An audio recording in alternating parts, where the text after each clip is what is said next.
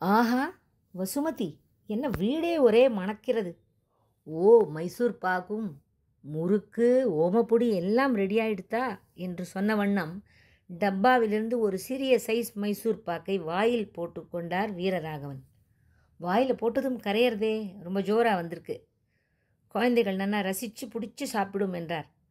இன்னும் 3-4 நாட்களில் ஜபல்பூரிலிருந்து இவர்கள் பெண் கல்பனாவும் மாப்பிள்ளையும் தங்கள் குழந்தைகளான ஹரிணி, ஹரியுடன் வருகிறார்கள்.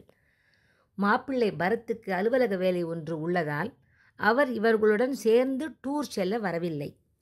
குழந்தைகளுக்கு லீவு விட்டபடியால் தாத்தா பாட்டி வீட்டிற்கு வருகிறார்கள். பேரன் ஹரியும் பேத்தி ஹரிணியும் வருவதால் வசுமதி பாட்டி ஏதேதோ பக்ஷணங்கள் செய்த வண்ணமாய் இருக்கிறார். ஹரிணி குட்டிக்கு பாதுஷா கூட ரொம்ப பிடிக்கும் என்றாள் வசுமதி. போதும் போதும், இவ்வளவு ஸ்வீட்டும் காரமும் போரும். அடுப்படியில் எண்ணெய் பக்கம் ரொம்ப நிற்காதே. டூர் கிளம்புறோம், இன்னும் 2 நாள்லேயே. பெருமாள் தரிசனம் எல்லாம் நல்லபடியாக அமையணும். டூர் முடிந்ததும் குழந்தைகள் அவரவர்கள் இடத்திற்கு போகணும். லீவு முடிந்த அததுகள் நல்லபடியாக ஸ்கூல் போகணும் என்றார் வீரராகவன் தாத்தா. பெண் கல்பனாவும் மாப்பிள்ளையும் பேரன் பேத்தி வந்தாயிற்று. வீட்டில் கலகலப்புக்கு கேட்பானேன். வசுமதிக்கு சரியான வேலைகள் 2 நாளும். பிரயாணத்திற்கு வேண்டிய அத்துணை சாமான்களையும் தனித்தனியே அழகாய் பிரித்து வைத்தனர் அம்மாவும் பெண்ணும். இஸ்திரி போட்டு மடித்து வைத்த துணிமணிகள், வழியில் கொறிக்க ஸ்நாக்ஸ், பக்ஷணங்கள், வாட்டர் பாட்டில்ஸ் எல்லாம் எடுத்து வைத்தாயிற்று. முறுக்கு டப்பாவை தன்னுடனேயே தனியாக வைத்து கொண்டாள் ஹரிணி. அம்மா அம்மா, இதையும் எடுத்துக்கலாமா என்றபடி தன்னுடைய உண்டியல் டப்பாவை எடுத்து வைத்து கொண்டான் 10 வயதே நிரம்பிய ஹரி. வேண்டாம் கண்ணா வேண்டாம், அதெல்லாம் எடுத்துட்டு வராதே, எங்கேயாவது மிஸ் பண்ணிடுவேன், வீட்டிலேயே இருக்கட்டும் என்றாள் பாட்டி. இல்லை இல்லை, எனக்கு அது வேணும் பாட்டி என்று அடம் பிடித்தான் ஹரி. சரி, அழ விடாதீங்கோ அவனை, நீ எடுத்துக்கோப்பா கண்ணா என்றார் தாத்தா. முதல் நாளே காருக்கு டீசல் போட்டு எல்லாம் சரியாக உள்ளதா என்று பார்த்தார் தாத்தா. மறுநாள் காலை சொன்ன நேரத்திற்கு சரியாக வந்துவிட்டார் டிரைவர் ரவி. எல்லா சாமான்களையும் காரில் ஏற்றியாகிவிட்டது. அங்கிருந்தபடியே மாப்பிள்ளை பரத்தும், ஹரிகண்ணா பத்திரமா போயிட்டு வா, வால்தனத்தை எல்லாம் சுருட்டி வை, பத்திரமா போய் பெருமாள் தரிசனம்லாம் பண்ணிண்டு வந்து என்கிட்ட கதை சொல்லு என்ன என்று சொல்லி அனுப்பி வைத்தார். அவர் அவருடைய வேலையை பார்ப்பதற்காக சென்று விட்டார். எல்லா சாமான்களையும் காரில் ஏற்றியவுடன், சீக்கிரம் சீக்கிரம் எல்லாரும் பூஜை ரூமுக்கு வந்து சுவாமி தரிசனம் பண்ணிக்கோங்க, கிளம்பலாம் என்றார் தாத்தா. எல்லாரும் காரில் ஏறிவிட்டார்கள். வழி நெடுக பேரன் பேத்திகளின் கேள்விகளுக்கு பதில் சொல்லிய வண்ணம் தாத்தாவும் பாட்டியும் நேராக திருநெல்வேலி சென்று ஆழ்வார் திருநகரியில் நம்மாழ்வார் தரிசனத்தை முடித்து கொண்ட பிறகு அங்கிருந்து திருக்குறுங்குடி சென்றார்கள். மறுநாள் திருக்குறுங்குடியிலே நின்ற நம்பி, கிடந்த நம்பி, இருந்த நம்பி, திருப்பார்கடல் நம்பி, வட்டப்பாறை ராமானுஜர் தரிசனம் எல்லாம் நன்றாக கிட்டியது. இன்னும் மலைமேல் நம்பி தரிசனம்தான் கிட்ட வேண்டும். அரசாங்கமும் காட்டு இலாக்காவும் தற்போது வாகனத்தில் மேலே சென்று மலைமேல் நம்பியை தரிசனம் செய்ய தடை விதித்துள்ளபடியால் என்ன செய்வது என்று அன்று யோசித்தார்கள். சரி, மறுநாள் காலை சற்று சீக்கிரமாகவே எழுந்து எல்லோரும் நடந்து செல்ல பிரியப்பட்டார்கள். ஹரி, உன்னால் நடக்க முடியுமாப்பா, ஹரிணி சமாளிச்சுடுவா என்றாள் கல்பனா. ஓ, முடியுமே பாட்டி, எதை கதை சொல்லிண்டே வாயேன், கதை கேட்டுண்டே நான் நடப்பேனே என்றான் ஹரி. சரி என்று சொல்லிவிட்டு நம்பியை நம்பி நடந்து செல்ல தீர்மானித்தார்கள் அனைவரும். வழி நெடுக பச்சை பசேல் என்ற அடர்ந்த காடு, சிறு சிறுவென்று காற்று, ஆங்காங்கே குரங்குகள் கூட்டம் கூட்டமாய், பறவைகளின் ஒய்யார ஒலி. ஹரிணிக்கும் ஹரிக்கும் ஒரே சந்தோஷம், உற்சாகம் அந்த குரங்குகளின் சேட்டைகளை பார்த்து. பாட்டி, இந்த மலையிலேருந்து அனுமார் குதிச்சார்னு சொன்னேன்ல என்றான் பேரன். ஆமாம்ப்பா, இதுக்கு பேர் மகேந்திரகிரின்னு பேர். இங்கேருந்தா அனுமார் தாவினார். இங்கே ஓடுறது பாரு ஆறு, இந்த ஆறுக்கு பேர் நம்பி ஆறுன்னு சொல்லுவா. தேனாட்டமாக தித்திக்கும். இந்த திருக்குறுங்குடிய வாமன க்ஷேத்திரம்னு சொல்லுவா. வேறு என்னெல்லாம் விசேஷம் பாட்டி இங்கே என்றான் ஹரி. ஓ, இங்கே தான் அந்த கைசிக புராண மகாத்மியமே இந்த ஊரில் தான். திருக்குறுங்குடி இந்த ஊரில் தான் அந்த கைசிக புராண மகாத்மியம் நடந்தது. எது பாட்டி, அம்மா கூட எனக்கு 2 பாசுரம் சொல்லி கொடுத்துருக்கா, அதில் கூட திருக்குறுங்குடி திருக்குறுங்குடின்னு வரும். இந்த ஊருக்கா பாட்டி அது என்றாள் ஹரிணி. அவளுக்கு 14 வயது ஆகிறது. எந்த பாசுரம் சொல்கிறே என்றாள் பாட்டி. அது எங்கனையோன்னு ஆரம்பிக்கும், திருக்குறுங்குடின்னு அதில் வருமே, நான் கூட ஸ்கூல் காம்படிஷனில் பாடியிருக்கேன் பாட்டி அதை என்றாள். ஆமாம், எங்கனையோ நம்மாழ்வாரோட திருவாய்மொழியாச்சே, எப்பேற்பட்ட பாசுரம் அது, இந்த ஊருக்கு தான் அது. பேசிக்கொண்டே நடந்ததில் பாதி வழி கடந்து விட்டார்கள். கொஞ்சம் அந்த பாறை மீது கொஞ்சம் உட்கார்ந்து ரெஸ்ட் எடுத்துக்கலாமா என்று சொல்லி அனைவரும் உட்கார்ந்தார்கள். பாட்டி தாகமாக இருக்கே, கொஞ்சம் தண்ணி குடிச்சுக்கிறோம் என்றார்கள் குழந்தைகள். வாழைப்பழமும் சாப்பிட்டார்கள். சற்று நேரம் கழித்து பாட்டி, ஹரிணி, அந்த பாசுரம் சொன்னியே அதை கொஞ்சம் பாடேன், இங்கிருந்தபடியே பாடேன், மலை மேலே நம்பி கேட்கட்டுமே என்றாள் பாட்டி. உடனே பிகு பண்ணாமல் திருக்குறுங்குடி அந்த 2 பாசுரத்தையும் பாடினாள் ஹரிணி. எங்கனையோ அன்னை மீர்காள் என்னை முனிவது நீர், நங்கள் போல திருக்குறுங்குடி நம்பியை நான் கண்டபின் சங்கினோடும் நேமியோடும் தாமரை கண்களோடும் செங்கனிவாய் ஒன்றினோடும் செல்கின்றது என் நெஞ்சமே.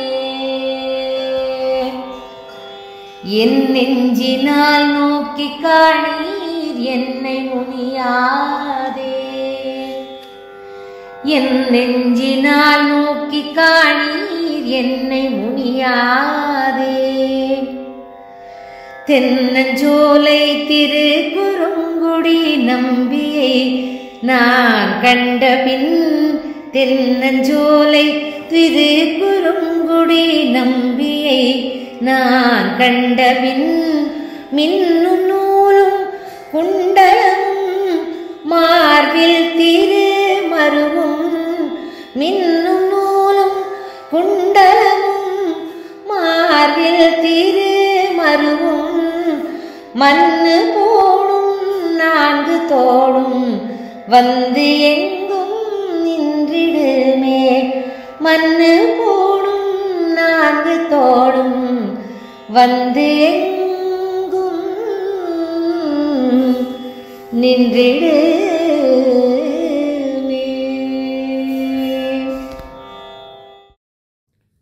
சமத்து பாடுன்னா இப்படி தான் உடனே பிகு பண்ணிக்காமல் பாடணும் என்றாள் பாட்டி பேத்தியை பார்த்து.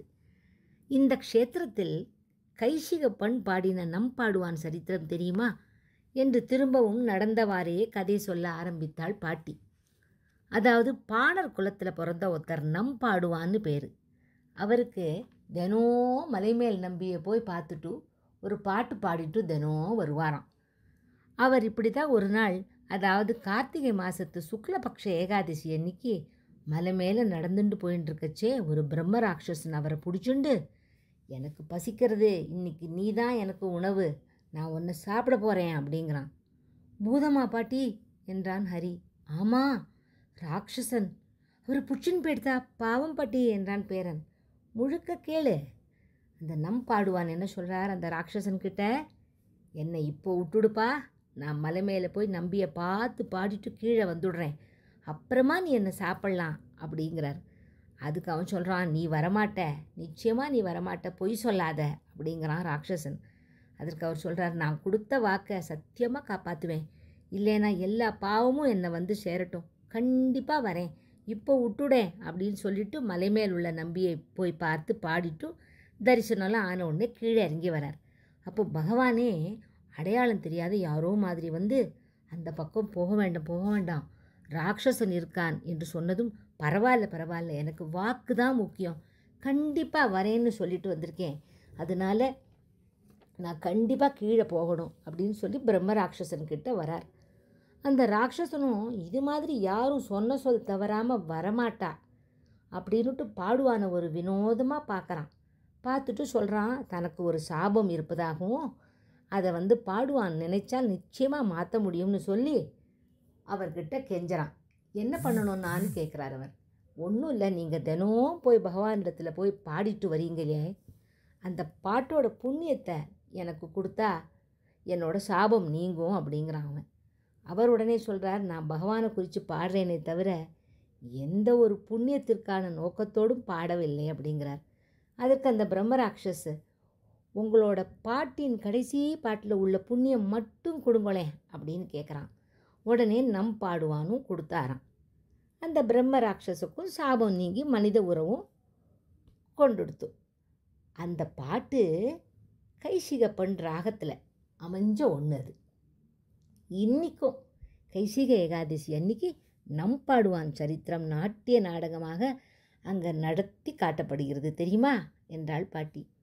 சூப்பர் பாட்டி, பயப்படாமல் நம் பாடுவான் சொன்னபடியே அந்த ராட்சசனிடம் நின்னார்ல என்றான் பேரன். ஆமாம், கொடுத்த வாக்க மீறாமல் வந்தார் பாரு, சொன்ன சொல்ல காப்பாற்றணும் இல்லையா என்றாள் பாட்டி. கதை கேட்டுக்கொண்டும் பேசிக்கொண்டே சென்றதில் மலை ஏறியதே பெரியதாக தெரியவில்லை இவர்களுக்கு. மேலே சென்று மலைமேல் நம்பியை கண்குளிர தரிசனம் செய்தார்கள். எல்லோருக்கும் பரம சந்தோஷம்.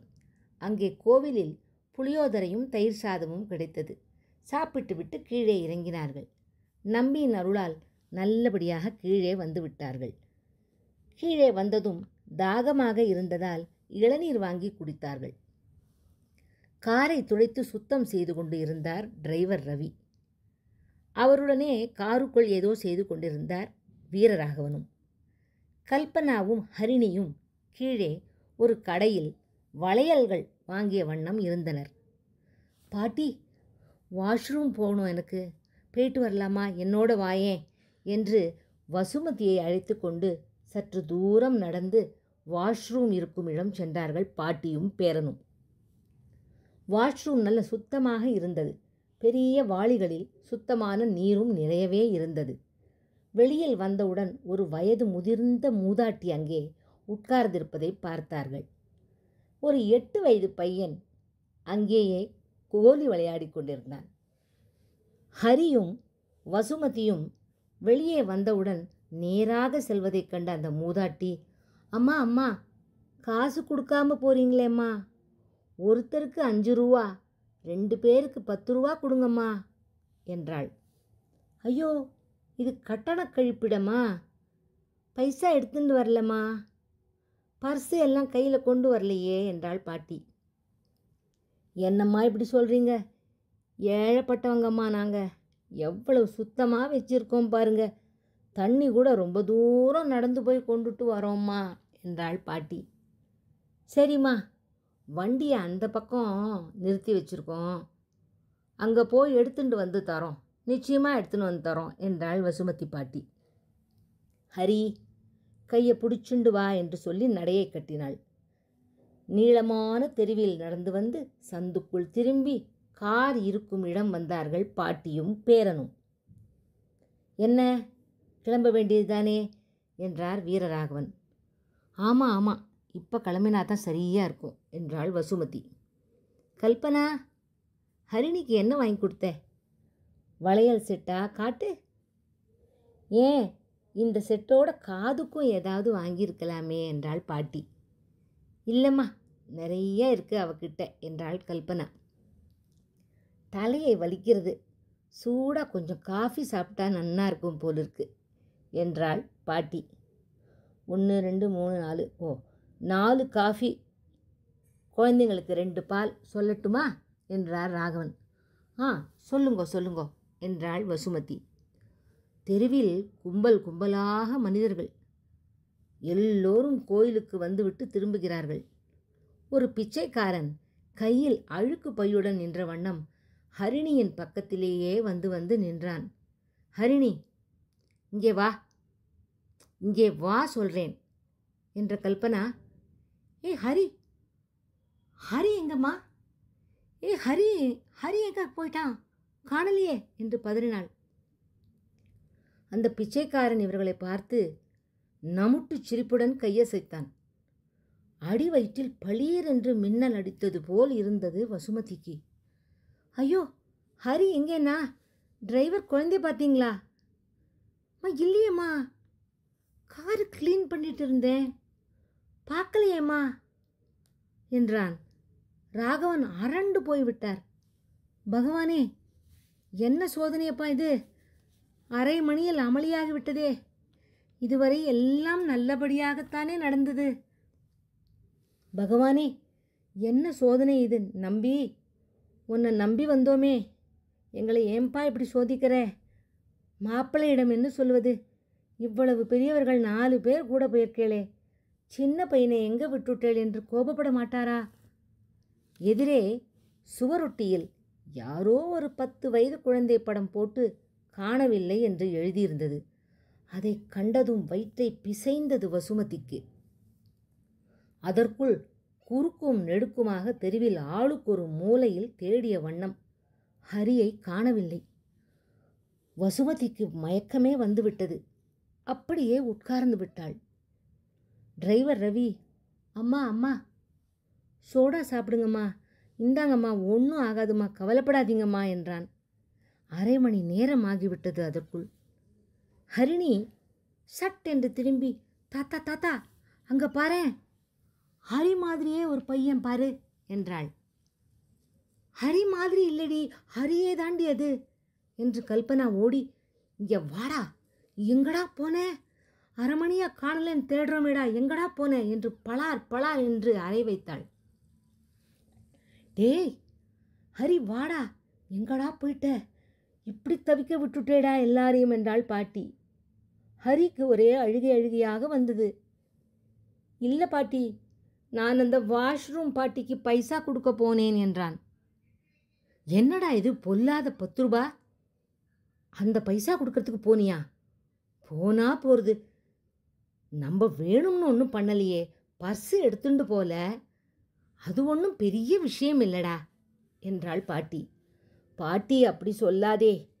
நம்ம பர்ஸு எடுத்துட்டு போலேன்னாலும் நீ அந்த பாட்டிக்கிட்ட கண்டிப்பாக நாங்கள் வந்து தரோம் அப்படின்னு தானே சொல்லிட்டு வந்த. இங்கே நீ தாத்தா கிட்ட வந்து சொல்லும்போது பர்ஸு எடுத்துன்னு போல, 10 ரூபா தான், போனால் போகிறது, போயிட்டு போகிறது அப்படின்னு நீ சொன்னல. எனக்கு அந்த வாஷ்ரூம் பாட்டியை நினச்சி ரொம்ப கஷ்டமாச்சு பாட்டி. அந்த குட்டி பையனை போட்டு அந்த பாட்டி அடித்தா மிட்டாய் வாங்க காசு இல்லைன்னு சொன்னான்.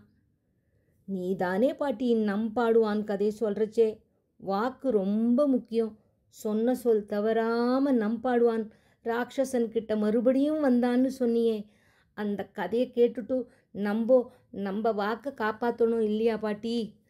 அதான் திரும்ப வந்து என்னோட உண்டியலை டக்குன்னு எடுத்துட்டு போய் அந்த பாட்டிக்கிட்ட பைசா கொடுத்துட்டு வந்தேன் பாட்டி.